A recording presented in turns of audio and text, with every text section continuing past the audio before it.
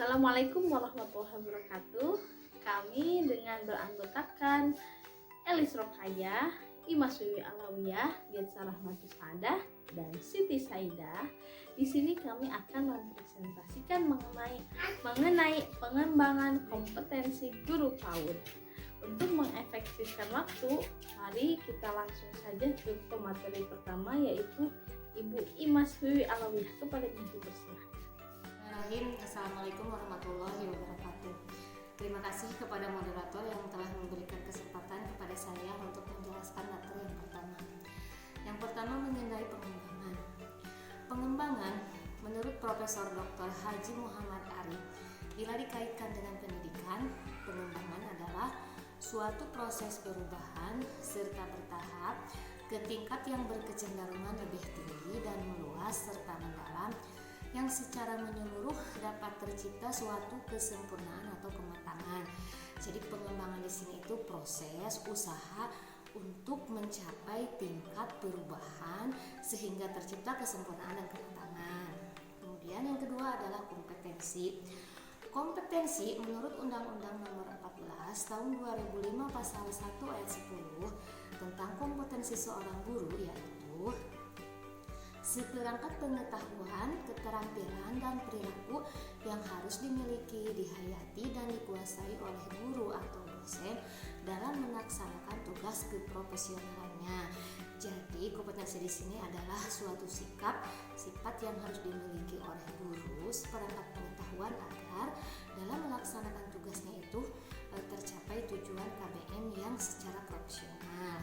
Mungkin itu saja penjelasan dari saya. Next, pemateri kedua, Bu Getsa. Terima kasih kepada Ibu Imas Wiwi Alawiyah yang telah mempresentasikan dan memaparkan materinya. Semoga bermanfaat. Kemudian kita langsung ke pemateri yang kedua, yaitu saya sendiri.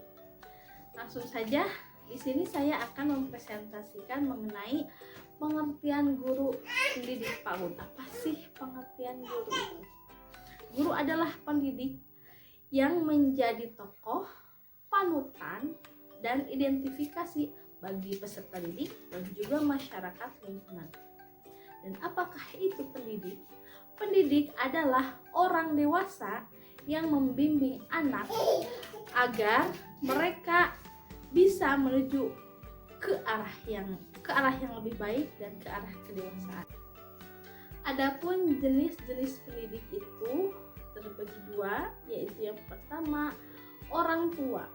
Orang tua adalah guru pertama anak-anak, bagi anak-anak, yaitu madrasatul ula, guru bagi anak-anaknya di rumah. Yang kedua yaitu guru di kelas. Guru di kelas adalah pendidik yang kedua, di mana guru adalah orang yang dipercaya untuk mendidik anak-anak. Kemudian adapun ciri-ciri pendidik. Yang pertama, berwibawa. Kemudian mengenal sifat anak didiknya. Kalau di PAUD berarti kita harus mengenal anak dengan karakteristik uniknya. Karena anak PAUD itu sangat unik ya, mempunyai karakteristik yang harus dimengerti oleh gurunya.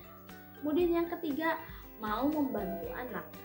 Seorang guru itu harus mau membantu anak untuk menjadi lebih baik. Kemudian adapun kompetensi yang harus dimiliki oleh seorang guru PAUD, yang pertama yaitu kualifikasi akademik. Mengenai apa saja? Yang pertama, memiliki ijazah S1 di universitas yang sudah terakreditasi. Yang kedua, pendidikan minimal diploma atau sederajat. Yang ketiga yaitu memiliki ijazah PG PAUD. Mungkin cukup sekian presentasi yang bisa saya sampaikan sebagai pemateri yang kedua. Kita lanjutkan ke pemateri yang ketiga, yaitu Ibu Elis Rokaya. Terima kasih. Assalamualaikum warahmatullahi wabarakatuh. Nama saya Elis Rokaya. Saya pemateri selanjutnya akan menyampaikan mengenai kompetensi guru PAUD secara umum. Ada 4 ya. Yang pertama kompetensi pedagogik. Poin pertama, kemampuan memahami filosofi dan prinsip PAUD. Yang kedua, kemampuan memahami perkembangan dan karakteristik anak usia dini. Yang ketiga, kemampuan memahami program transisi PAUD ke pendidikan dasar. Yang keempat, kemampuan memahami peran bermain. Yang kelima, kemampuan memahami pengembangan kurikulum. Yang keenam, kemampuan memahami pengelolaan kelas. Yang ketujuh, kemampuan memahami evaluasi pembelajaran. Yang kedua adalah kompetensi profesional. Poin pertama adalah kemampuan memanfaatkan teknologi komunikasi. Yang kedua, kemampuan memahami pembelajaran yang sesuai dengan tahap perkembangan anak. Yang ketiga, kemampuan memahami substansi kurikulum PAUD. Yang keempat, kemampuan memahami penelitian sederhana dan kajian kritis untuk meningkatkan layanan PAUD. Selanjutnya, yang ketiga yaitu kompetensi kepribadian. Poin pertama, memiliki kemampuan untuk bekerja mandiri. Poin yang kedua, memiliki sikap profesional terhadap profesi. Poin yang ketiga, memberikan motivasi. Selanjutnya adalah yang keempat, kompetensi sosial. Poin yang pertama, kemampuan menjalin kemitraan. Poin kedua, kemampuan partisipasi. Poin ketiga, kemampuan memahami budaya masyarakat di sekitar tempat tugas. Sekian presentasi dari saya. Terima kasih. Wassalamualaikum warahmatullahi wabarakatuh. Saya kembalikan ke pemateri selanjutnya. Assalamualaikum warahmatullahi wabarakatuh. Terima kasih kepada moderator yang telah memberikan kesempatan kepada saya untuk memaparkan materinya.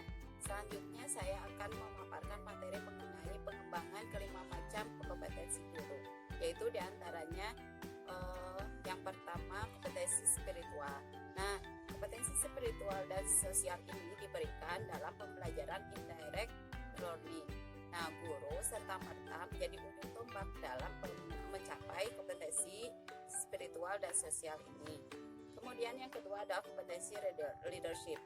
Kompetensi leadership ini adalah kemampuan guru untuk mengorganisasikan seluruh potensi sekolah yang ada dalam mewujudkan budaya Islami. Kemudian yang ketiga adalah kompetensi kreativitas.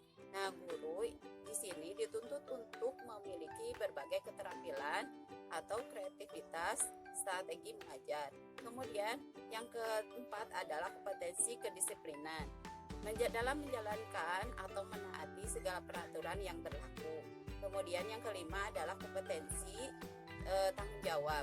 Nah, guru bertanggung jawab sepenuhnya terhadap anak yang berada di dalam kelas dalam kegiatan belajar mengajar. Nah, maka bagaimana cara memenuhi semua tanggung jawab guru dengan baik dan profesional? Demikian pemaparan dari saya. Wassalamualaikum warahmatullahi wabarakatuh.